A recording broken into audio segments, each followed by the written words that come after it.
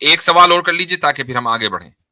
جی ہاں، جیسے مفتی صاحب اسلام کی جنرل رولنگ ہے نا کہ ایک انسان جب آخرت میں اسی وقت کامیاب ہوگا جب اس کا دین اسلام ہوگا، لیکن اس میں کچھ ایکسیپشن بھی آ جاتی ہے، جیسے جن کے پاس اسلام کی وہ نہیں پوچھی نا تعلیمات ہو تو اللہ ان سے پکڑ نہیں کرے گا نا.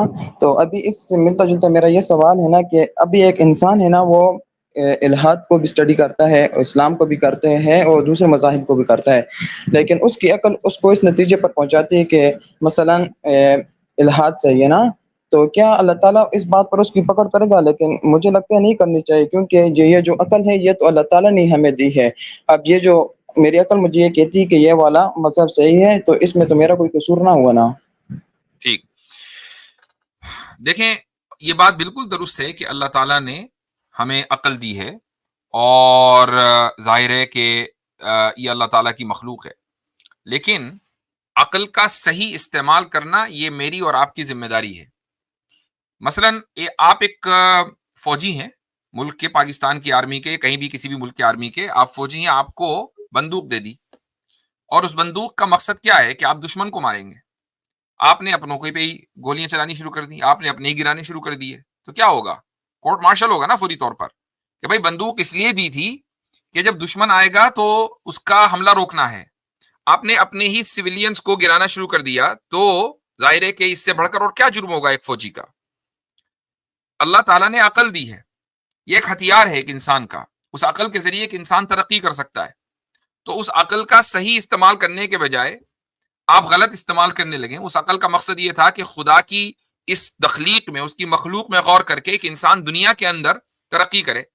آپ نے خدا کی مخلوق میں غور کر کے خالق ہی کا انکار کر دیا، تو یہ تو اپنے ہی مارنے، اپنے ایسا ہی ہوا جیسے کہ فوجی اپنے ہی لوگ مارنے لگے اور اس ہتھیار کا غلط استعمال کرنے لگے.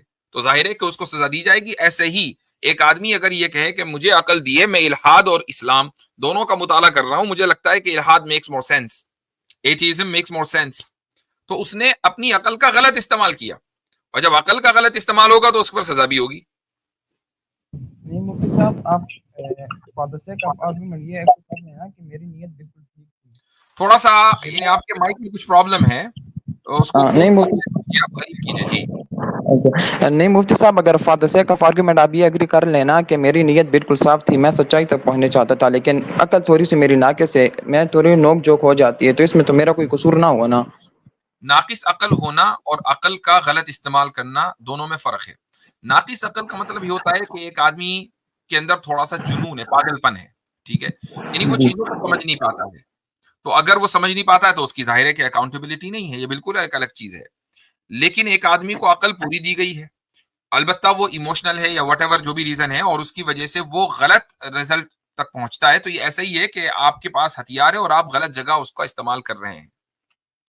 تو عقل، اگر آپ یہ سمجھتے ہیں کہ عقل میری پوری ہے، میں پاگل نہیں ہوں، میں بہت سی چیزوں کو صحیح طریقے سے سمجھ سکتا ہوں، تو آپ اس کو بھی صحیح سمجھ سکتے ہیں. اصل یہ ہے کہ آپ کو عقل استعمال کرنا صحیح کسے کہتے ہیں یہ آنا چاہیے.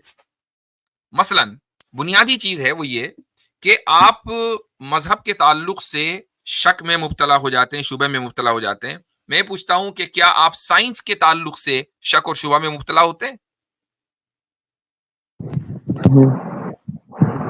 ہوتے ہیں یا نہیں ہوتے؟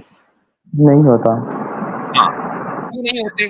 جبکہ آپ کو سائنس کے تعلق سے زیادہ شک میں مبتلا ہونا چاہیے. اس کی وجہ یہ کہ سائنٹسٹ میرے اور آپ جیسے لوگ ہیں، اور جھوٹ بھی بول سکتے ہیں، وہ اچھے بھی ہو سکتے ہیں، برے بھی ہو سکتے ہیں، سارے کام کر سکتے ہیں، اور سب سے بڑھ کر یہ کہ جھوٹ بول سکتے ہیں.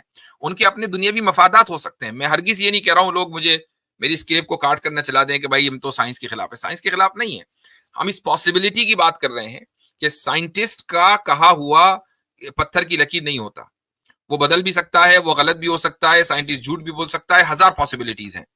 تو یہ ساری پاسبلٹیز کے باوجود آپ سائنس پر تو ایمان لے آئے اور خدا کے اوپر ایمان نہیں ہے.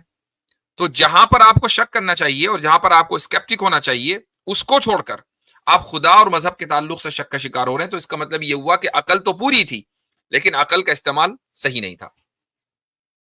اور پھر یہ سامنے سے اگر کوئی بندہ آرگیومنٹ کرے کہ میں اسلام کے اوپر تحقیق کر رہا ہوں یا دیگر مذاہب پہ کر رہا ہوں انکلوڈنگ اسلام، لیکن الحاد کی طرف زیادہ انکلائنڈ ہو رہا ہوں، تو میں سمجھتا ہوں کہ عقل کا، اچھا انہوں نے کہا کہ عقل کا استعمال کر کے الحاد کی طرف زیادہ انکلائنڈ ہو رہا ہوں، تو یہ خود عقل کے خلاف ہے، کیونکہ الحاد آپ کو یہ سکھاتا ہے کہ دنیا خود بخود تھی، کائنات خود بخود وجود میں آئی، اور اسلام یہ سکھاتا ہے کہ کسی کریٹر نے اس کو بنایا ہے، اور کیسے بنایا ہے وہ سائنٹیفک ماڈل کے تحت بگ بینگ کا ایک ویو ہے، ٹھیک ہے، اب وہ کریکٹ ہے 100% یا نہیں ہے، لیکن ایک کیوس سے ایک ڈسپلن والی کائنات وجود میں آ گئی. This doesn't make any sense. یعنی دھماکے سے چیزیں تباہ تو ہوتی ہیں لیکن ایک ڈسپلن کے ساتھ وجود میں نہیں آتی. آپ یہ نہیں کہہ سکتے فلاں جگہ دھماکہ ہوا اور ایک بڑا زبردست سا ریسٹورینٹ ترتیب کے اندر آ گیا، وہاں پہ ویٹرز بھی ہوتے ہیں، ویٹریسز بھی ہوتی ہیں، اور سارے کوک وغیرہ شیف وغیرہ سب کچھ ہوتے ہیں، کھانا بھی وہاں پہ بنتا ہے، لوگ بھی آتے ہیں، وزٹ بھی کرتے ہیں، بڑا ہائی فائی وہ چلتا ہے اور بڑے ترتیب سے چل رہا ہے اور لاکھوں کروڑوں سالوں سے چلتا ہوا آ رہا ہے. یہ بھی، اور دوسرے یہ کہ اس سے پہلے کہ دھماکہ ہوا ہی کیوں. رائٹ. چلو دھماکہ ہو کے ریسٹورینٹ بھی بن گیا، لیکن وہ دھماکہ کیوں ہوا اس کی وجہ بھی تو ضروری ہے نا جاننا. جی بھائی سمجھ میں آیا آپ کو؟ جی شکریہ مفتی صاحب. ٹھیک ہے، شکریہ اب بہت آپ، بہت. ٹھیک ہے چلے صحیح ہے. اب آپ اس پر غور کریں جو بات ہم نے کہی ہے، اس اسٹریم کو، اس کے حصے کو دوبارہ سنیے. اللہ تعالیٰ آپ کو ہدایت دے.